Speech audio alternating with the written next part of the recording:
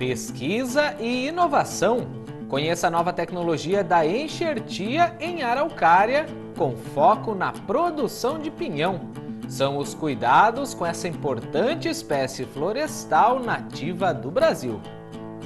Adubação orgânica. Na Dica Epagre de hoje você conhece um equipamento simples e econômico, capaz de produzir um biofertilizante poderoso em poucos dias. Tem também processamento de frutas. Agroindústrias catarinenses especializadas em polpa congelada ganham mercado graças à legalização dos empreendimentos. Olá, sejam bem-vindos. Está no ar o SC Agricultura, o programa de TV nacional da Epagre.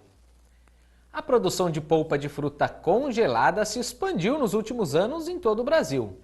Apesar de englobar grandes indústrias, essa atividade está presente também em pequenos empreendimentos rurais, aqueles com mão de obra familiar. E esse negócio ganha ainda mais força com a legalização e registro em órgãos oficiais, ampliando muito as possibilidades de crescimento. Um produto natural obtido com frutas frescas e maduras e que mantém a cor e sabor dos alimentos, assim como seus componentes nutricionais. As polpas congeladas atendem pessoas que querem consumir sucos naturais em qualquer época do ano. E de olho nesse mercado, 2 agricultores decidiram se especializar no segmento.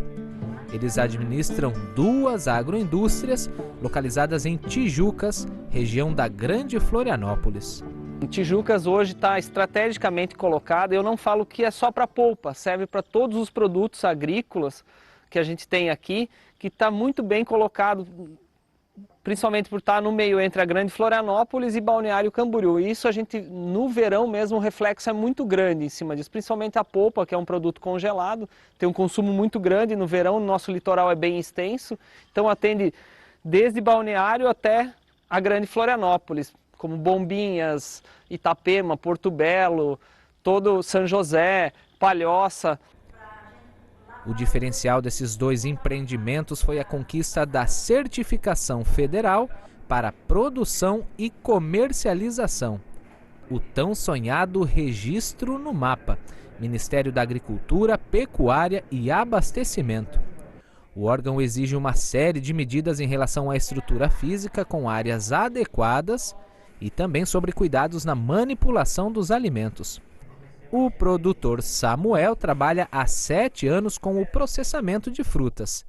E agora, desde 2018, comemora as mudanças que vieram após o registro. Temos hoje 9 produtos, né? Nós trabalhamos com 9 sabores: maracujá, abacaxi com hortelã, abacaxi, morango, uva, limão, goiaba, manga e também o detox. O produto chega na matéria-prima, na expedição, vai fazer a higienização, vai para outra área para rachar o maracujá, para descascar as outras frutas, e tem a área de invase e depois sai na expedição. Tem todo um fluxo, né? E antes a gente não tinha isso. Só falando internamente já foi, para nós foi essencial. E externamente, no campo de venda, para nós foi maravilhoso, porque só tem a crescer, a gente vai e bota o produto. É como o Renato, nosso amigo da Epagre, falou, a gente tira o produto debaixo da mesa e coloca em cima e tem mais visibilidade, né? Quem também está feliz da vida com a obtenção do registro nacional é o agricultor Edinho, que junto com os pais administra essa outra agroindústria. A expectativa é multiplicar a produção para atender principalmente o litoral catarinense. Então com isso a gente conseguiu trabalhar com merenda escolar, né? A gente está conseguindo os mercadinhos, que vai devagarinho, mas a gente está, como se diz, engatinhando. Mas assim está devido a essa certificação do MAPA, porque se não fosse assim, a gente não teria como trabalhar. Quando você está trabalhando com uma coisa que você acredita, você sempre tem que ir mudando e sempre tem que ir melhorando a cada dia que passa. Mas assim, até agora eu acho que está indo bem. E o próprio mercado exigiu isso, né? Então a gente via a necessidade de estar buscando esse registro no MAPA E então a gente decidiu fazer investimentos e correr atrás. E hoje assim a gente tem uma perspectiva, um campo maior para correr atrás de clientes. Então assim foi muito importante para a gente esse registro e vem assim só agregar o nosso produto. Então, a partir do momento que se tem o registro, automaticamente tu começa a atingir mercados, tu pode trabalhar com a merenda escolar, que hoje tem vários municípios que não têm agroindústrias com registro no mapa e todos os editais vêm lá no edital, se não vem deveria vir, no edital lá vincular a polpa ao registro do mapa, que isso dá uma segurança alimentar para as crianças que estão consumindo essa polpa nas escolas. Olhando para trás, se tivesse que fazer, faria de novo, porque foi um trabalho assim bem árduo e bem... Meu pai e minha mãe que estão aqui hoje também sabem disso. Hoje em dia, no mundo que a gente vive, competitivo, né, devagarzinho a gente vai ocupando nosso espaço e valeu muito a pena.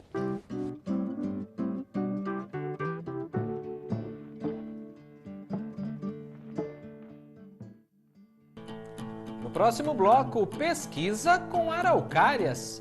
Projeto da EPAGRE e entidades parceiras desenvolve tecnologia inovadora de enxertia da araucária. O foco é na produção de pinhão. E tem ainda hoje uma dica prática ensinando o preparo de um fertilizante eficiente e de baixo custo. Fique com a gente, já voltamos!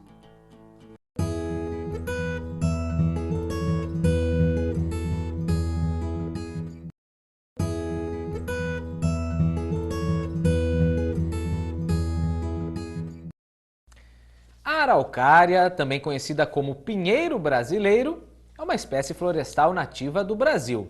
Ela é muito importante para o ecossistema, pois a semente, que é o pinhão, serve de alimento não só para nós, mas também para as aves e outros animais. A EPAGRE, em parceria com outras instituições, está experimentando uma tecnologia inovadora de enxertia da araucária. O foco é na produção de pinhão. Vamos saber mais sobre esse trabalho.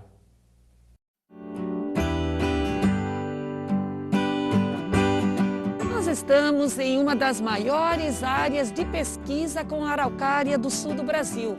A araucária, que é o nosso pinheiro brasileiro.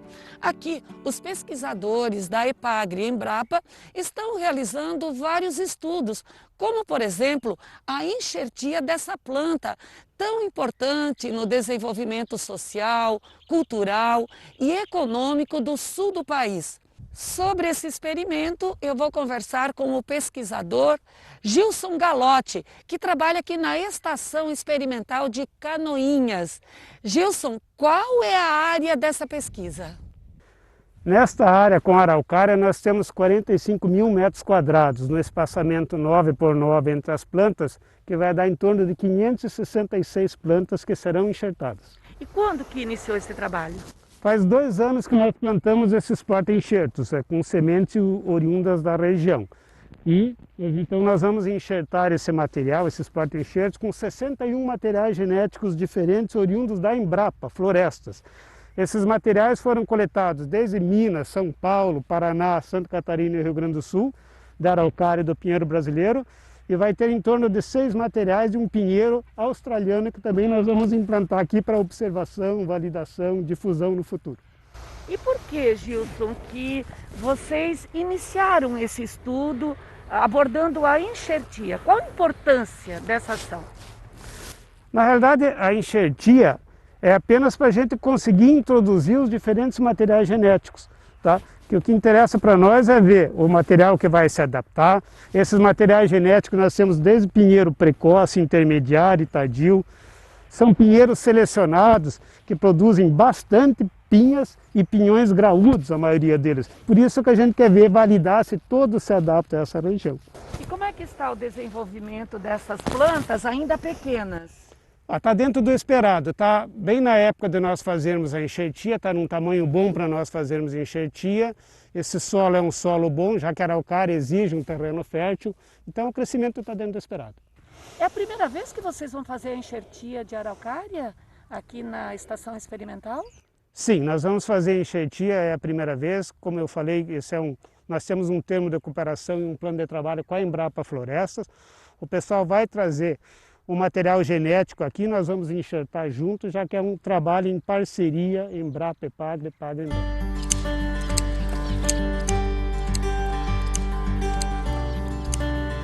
Olá, eu sou Ivar Wendley, sou pesquisador da Embrapa Florestas, sediada em Colombo, Paraná. Estamos aqui hoje na área experimental da EPAGRE de Canoinhas para fazer a parte de enxertia de araucária. Todo o processo de enxertia começa com a brotação da árvore selecionada. Essa brotação, no caso, ela veio de uma árvore selecionada, nós tiramos ela da copa, podamos o ponteiro da árvore, esperamos rebrotar e tiramos esse ponteiro na forma de tronco. E aqui nós vamos fazer todo o processo de limpeza, tirar as acículas e agora na sequência nós vamos então fazer a enxertia por borbulia de placa. Então aqui a gente tira essa placa, que na verdade tem vários pedaços de pré-gema, que a araucária não tem gema. E essa que vai servir para ser enxertada.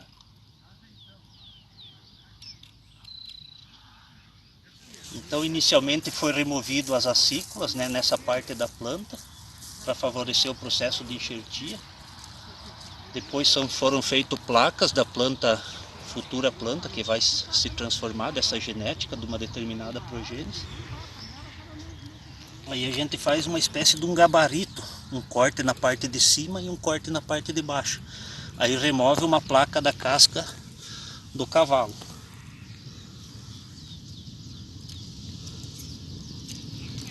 E a próxima etapa, então, olha, ele acaba casando perfeitamente, né? E a próxima etapa é passar a fita. A fita não tem nada de especial, é um plástico, né? Então ela tem por objetivo segurar bem preso o enxerto, evitar a perda de umidade e não deixar a entrada de ar. E daí ela fica esse período ali de 40, 60 dias lignificando, fazendo as células novas de câmbio de floema. Prontinho. E depois? Aí fica em torno de 40, 60 dias aqui. Depois é decepada a copa, removido o plástico. Aguarda-se uns dias, né? Para ver se ele realmente se ele pegou. Aguarda-se uns dias, daí ele vai iniciar a brotação. Aí decepa a copa.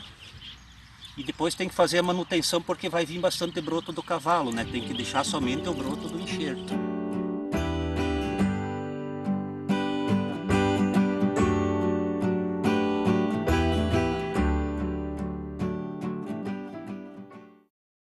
Nós aqui do SC Agricultura vamos acompanhar o desenvolvimento dessas araucárias enxertadas. Afinal de contas, é um projeto que cuida do futuro das florestas nativas do sul do Brasil. Veja a seguir a adubação orgânica. Na Dica EPAGRE de hoje você vai conhecer um equipamento simples e econômico que produz um biofertilizante eficiente. Veja qual é a formulação e os micro-organismos que trazem tantos benefícios ao solo. Os detalhes depois do intervalo, não saia daí.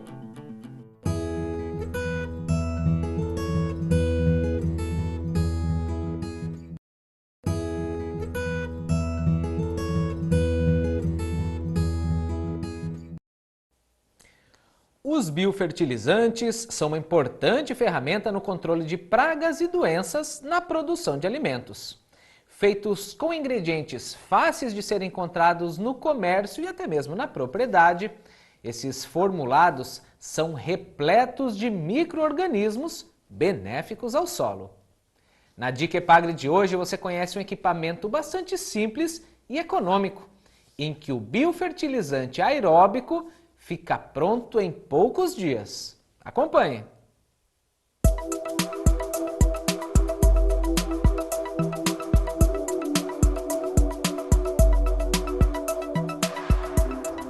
Saudações que assistem, meu nome é Alexandre Visconti, sou pesquisador aqui na EPAGRE, Estação Experimental de Itajaí, e vamos falar hoje como construir uma unidade portátil para a produção de biofertilizante aeróbico.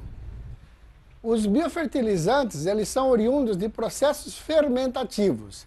Esses processos fermentativos, eles podem ser anaeróbicos ou aeróbicos, e eles têm grande importância na agricultura.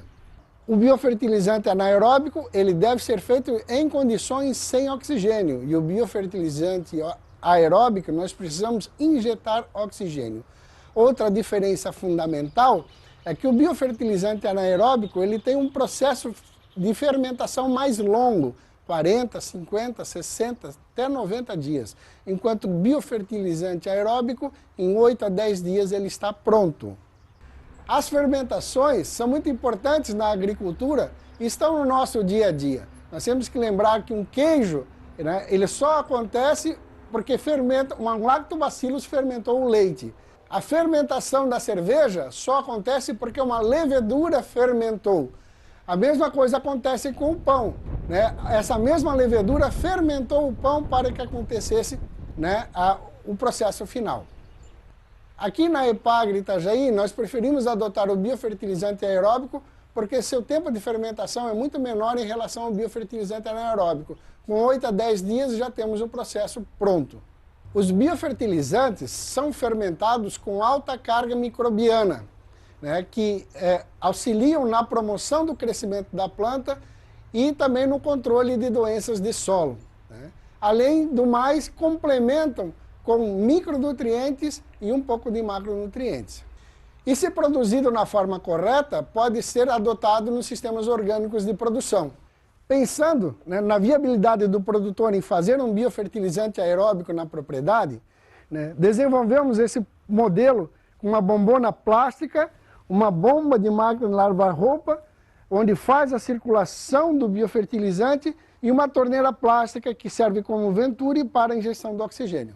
A unidade portátil, ela tem duas etapas, a de circulação e a de oxigenação.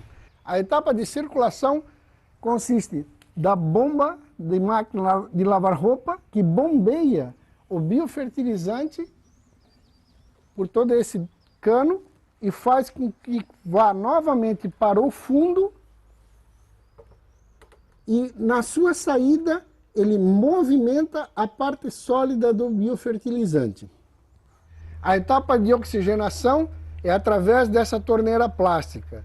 Ao passar o biofertilizante, nesse momento cria um efeito venturi, que faz com que traga oxigênio para todo o volume de biofertilizante, criando a oxigenação do biofertilizante aeróbico.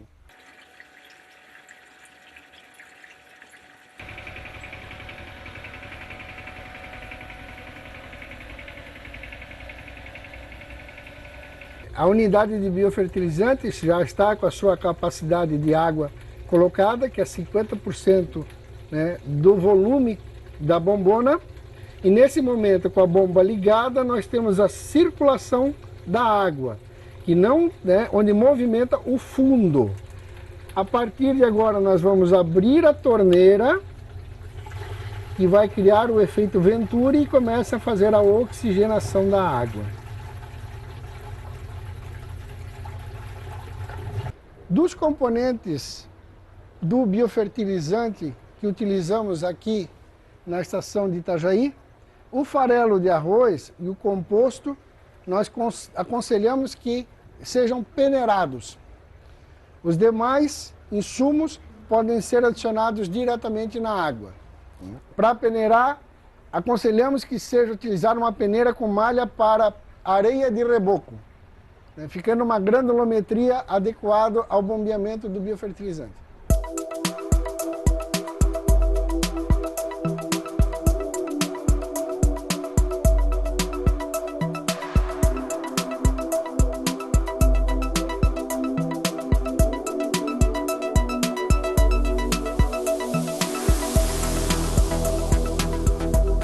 Para o preparo do biofertilizantes, não há ordem de colocação dos insumos.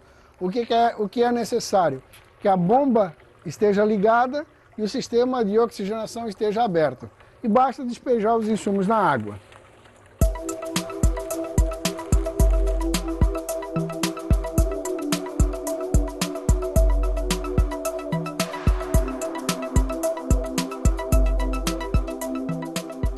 Aconselha-se que a bomba fique no modo contínuo por no mínimo 1 hora ou até a homogeneização de todos os insumos com a água.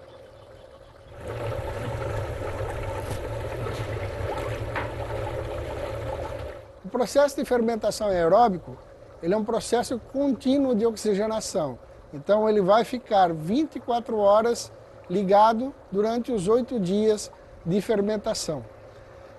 Então, após a homogeneização dos insumos na água, você pode conectar um timer, preferencialmente analógico, que tem uma programação de 24 horas, né, fazendo uma programação de 15 minutos ligado, 30 minutos desligado. Assim você obterá uma economia de energia elétrica e não vai prejudicar o processo de oxigenação. Certifique-se que está no modo timer.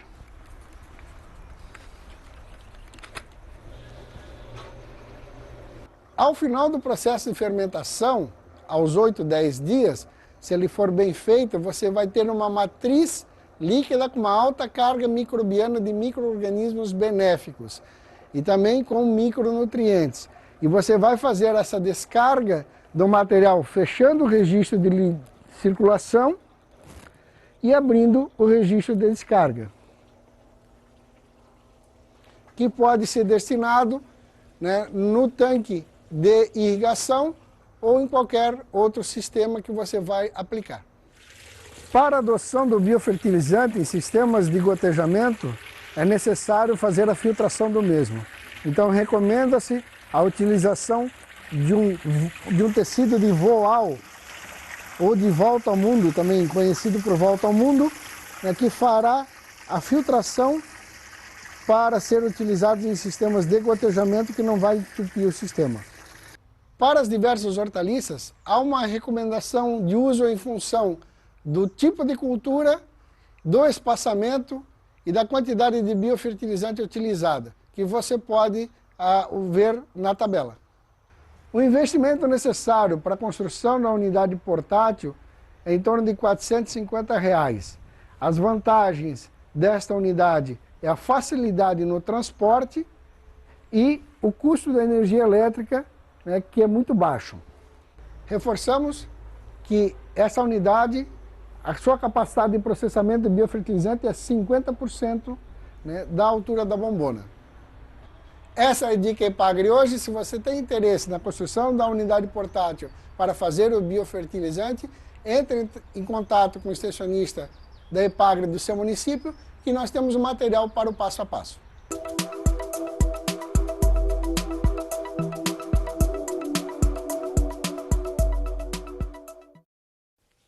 SC Agricultura de hoje está terminando. Nós agradecemos mais uma vez pela sua companhia. E continue ligado nas notícias do agro catarinense, seguindo a gente nas contas oficiais da Epagri. Semana que vem tem mais. Até lá. Tchau!